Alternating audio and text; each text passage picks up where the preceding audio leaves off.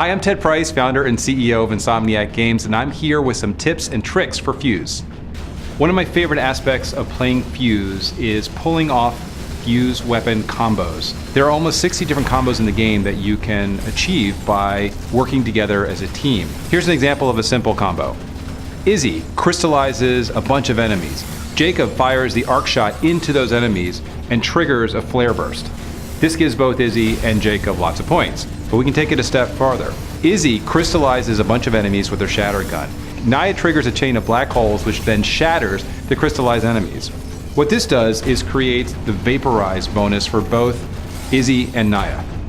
This is Doug Sheehan. I'm the lead gameplay programmer on Fuse, here with some pro tips on echelon mode for you to help you survive and not just get owned. Very first thing to do, use your skill points. They are going to be the biggest thing that saves you in this game. Once you get those, you can do a few things to help you and your team keep on going and get further into echelon mode.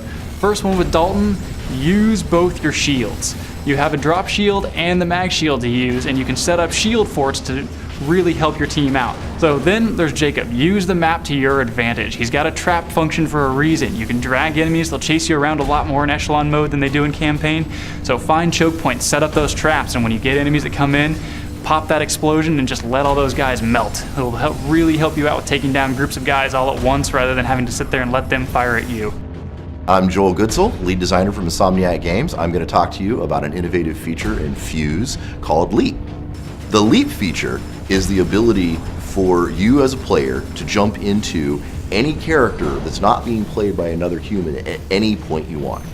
A really useful situation for a leap is when you're in a really tough fight and you'll find yourself pinned down and surrounded. Well, you can immediately actually leap out of the character that you're in, kind of save your butt a little bit by leaping to another character, find yourself in a slightly more advantageous position. So let's say you're facing a boss. One of the best characters to be when you're facing a boss is Izzy, because Izzy can drop heal beacons for the entire team and keep the entire team up, even under some of the most extreme insta-down attacks. She can also drop a heal beacon on herself. So if you walk into a boss and you find yourself playing, Dalton or Naya, there's times when you're going to want to switch over to Izzy and, just keep everybody alive for a while.